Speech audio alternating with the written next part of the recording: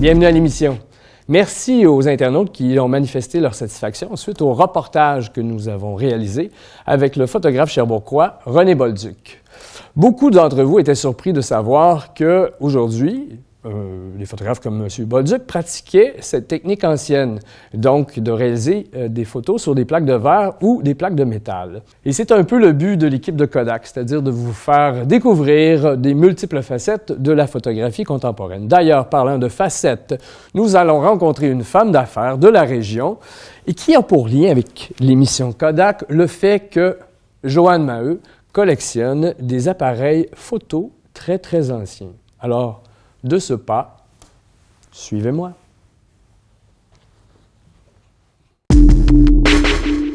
Alors, me voici confortablement assis chez Joanne Maheu. Bonjour, Joanne. Bonjour, Martin. On est ici pour une raison particulière. Tu es une femme d'affaires. D'ailleurs, tu me dis aujourd'hui que tu étais un petit peu dans le jus. Tu as mangé juste une crème. Légèrement.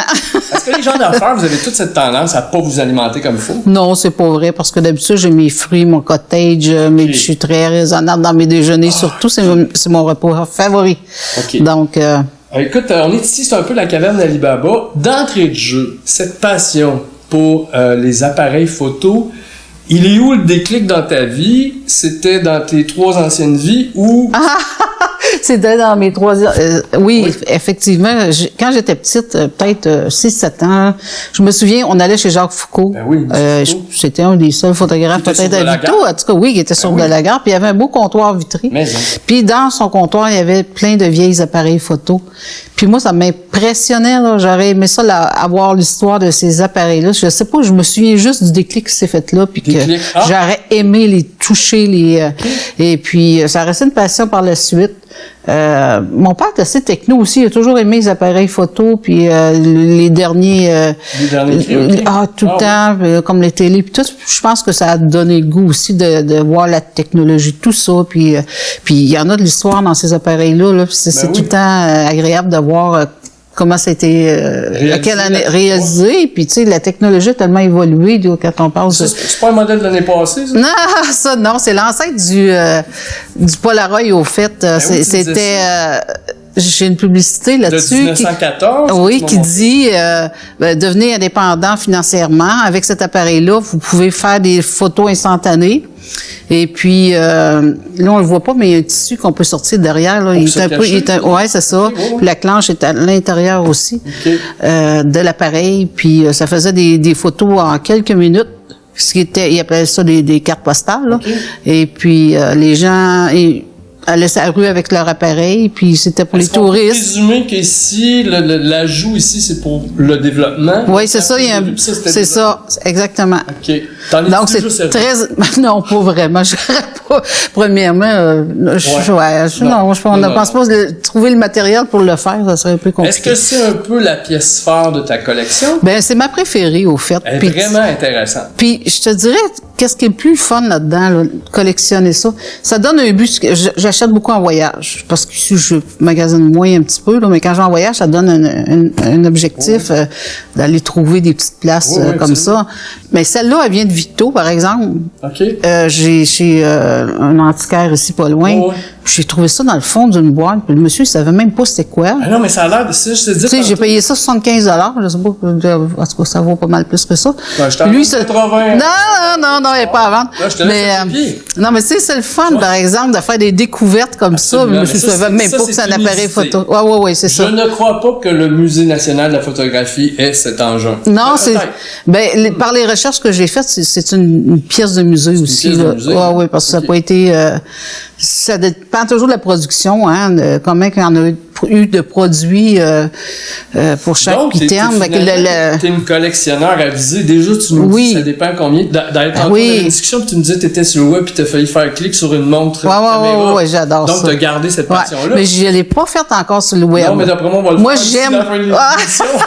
Ben, j'aime ça magasiner ça. Tu sais, j'ai un magasin, je magasine pas dans la vie parce que j'ai tout ce qu'il me faut là-bas. Bon, on l'a pas dit, Maheu, finalement, c'est... Maheu Gosport des M2 Shop. Écoute, je me souviens dans le temps qu'on faisait de la moto, de remplir les sacoches de la Harley avec plein d'appareils photo. On s'en allait aux États-Unis, on ramassait ça sur... C'est tellement agréable, c'est le fun. Puis j'en ai ramassé aussi beaucoup au lac Memphrey Magog, un photographe qui avait une collection. J'ai ramassé ça en bloc. Pour moi, c'est Noël, là, ramasser ça. C'est des appareils photos, c'est les lentilles, est-ce que c'est des images aussi, mais c'est surtout où se concentre ta collection? C'est vraiment les appareils photos elles-mêmes, oui. Puis, tu sais, c'est le plaisir d'arriver, faire mes recherches, regarder un petit peu. Oui, j'ai entendu qu'il y avait quand même de la profondeur. C'est pas un hobby anodin, là. T'as quand même là,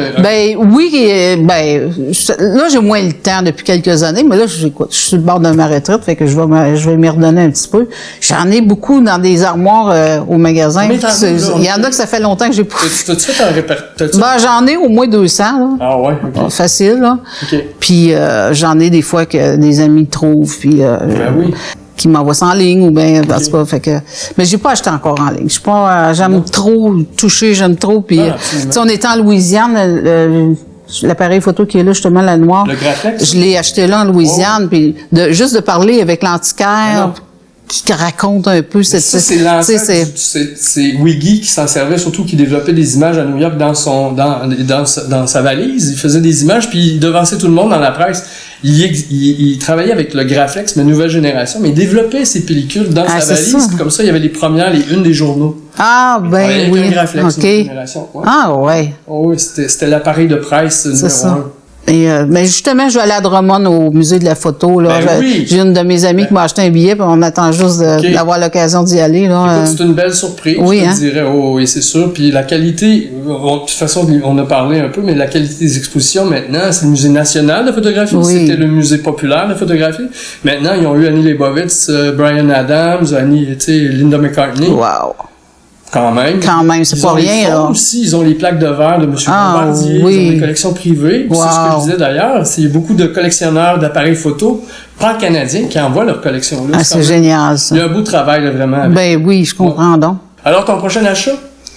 Prochaine achat, moi, c'est ce qui me manque vraiment. On va le voir. On lui passe des commandes, on appelle, hey, tu pourrais acheter tel Kodak, on aimerait ça en parler à l'émission.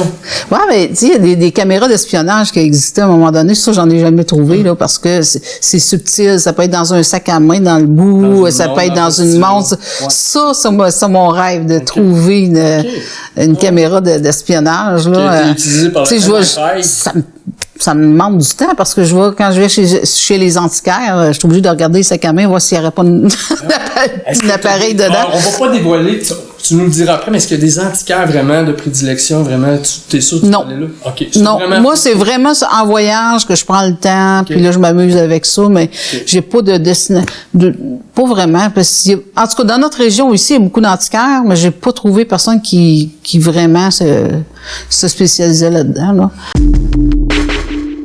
Là, tu as quelques appareils. J'aimerais ça qu'on en parle un petit peu. Si on partit de notre gauche ici, il y a quelque chose qu'on dirait que ça marche. Mais ça, c'est un projet. On a l'impression que ça fonctionne avec des chandelles. Non, pas tout à fait.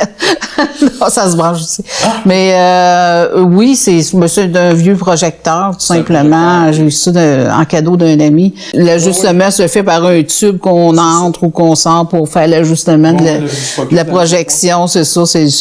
On peut pas avoir plus basique que ça. Là, t'as un petit 35 que tu vois pas, il est juste... Oui. C'est qui, ça? Ça, c'est plus dans les années 50, celui-là. Ouais. Puis, écoute, un cube ici que tu peux sortir. Ben oui, c'est ça. Puis, il y a de l'argent. De l'argent dedans, l'argent cache partout. Ah, c'est ça. Tiens les dons. Non, il y a un petit papier dedans. L'avais-tu vu? Oh, oui, c'est moi qui l'avais mis là. Des fois, quand je trouve des notes, ou c'est l'étiquette quand je l'ai acheté aussi. Peut-être, probablement. Ouais, c'est ça. C'est pour mon écriture du tout. Non. Mais c'est ça, les gens pensent souvent que ça vaut des fortunes. C'est pas vrai, ça vaut pas des fortunes. Moi, c'est la recherche. Écoute, celle-là vaut cher, c'est vrai. Ouais. Mais sinon, c'est bien plus la recherche puis le plaisir d'acheter. Parce que je n'aurais pas 200 si ça serait des... manuscrits de tes recherches juste pour venir appuyer telle caméra? As-tu des fiches, dans le fond? J'ai beaucoup de livres. C'était à travers les livres, donc j'écrivais tout ce que j'avais ramassé. Parce qu'à un moment donné, j'arrive chez un antiquaire, je sais même plus... Je l'ai-tu celle-là ou je l'ai pas? Je me suis plus sûr, là. Parce qu'il y en a plusieurs modèles qui se ressemblent beaucoup, mais il peut y avoir une grosse différence de valeur juste parce qu'il y en a eu moins de produits. Oui, ça. Donc, qui ressemblent pas. Là, ici, on a la Graflex qui était quand même immense. C'était pas évident de manipuler ça à l'époque. C'est lourd. Je sais que la génération après, c'était des 4x5, on avait des multicoups. C'est ça. Ça semble être un peu carré comme pellicule. Ouais, c'est autre chose. Puis il y a les plaquettes qui sont à l'intérieur qu'on tire dans le machin de cuir. Ça, t'as trouvé ça où? Celui-là, c'est en Louisiane. Louisiane. Ouais. Okay. J'en ai une en Californie en haut, mais c'est surtout les États-Unis souvent que je les achetais. J'avais plus de temps peut-être aussi. Peut-être. Là, il y a, excuse, ici, il y a l'autre ici. Ça, quand tu as un cuir rouge comme ça, c'est déjà signe de qualité, puis c'est assez vieux. Là. Tu sais, c'est début 1900. Quand on prend en compte que les appareils photo ont été sur le marché dans les années 1880 à peu près, donc on est dans les premiers prototypes. Là. Mais ça, c'est 1901 de mémoire. Là, tu vois, c'est entretenu, c'est pas... C'est vraiment... Puis ici, on a... Ça, c'est un gros 6 par 7 pouces, même par 5. C'est ça. 4 par 5 pouces. Wow! Un soufflet, puis... Là aussi, on a une devanture... Ouais. Puis les cuirs sont restés beaux. J'en ai... Ils sont beaux, ils n'ont pas oxydé. C'est ça, ouais. Ici, on a Eastman Kodak, Rochester. T'es-tu déjà allé à Rochester? Non, pas encore. Je peux te dire que quand j'écoute des films d'époque, ce qui me passionne, c'est de voir les appareils photo. Tu sais, quand on regarde... J.A. Martin, photographe. Ouais, mais pas juste ça. Souvent, les Marilyn Monroe, tout ça, puis là, je fais référence, hey, je l'ai cet appareil-là, ou j'ai ça, puis... Non, j'ai pas celle-là. Ben, regarde, celle-là, je sais pas c'est quoi.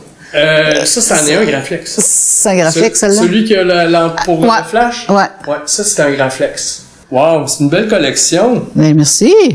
Les gens connaissent pas ça. Non. Donc, soit qu'ils vont penser que ça vaut 100 alors que ça en vaut peut-être 25. Absolument. Puis, ou l'inverse, ils vont avoir un super de beau morceau qu'ils vont vendre 15$ puis que ça en vaut... Ça fait que c'est des recherches à faire puis c'est soit des négociations. Mais quand tu veux un morceau, ça te paraît dans les yeux. Là, tu sais, des fois, ça se négocie moins bien. Tu gardes tes mains dans tes poches, et tu quoi qu'on peut décider? On m'appelle Poker Face. Hein.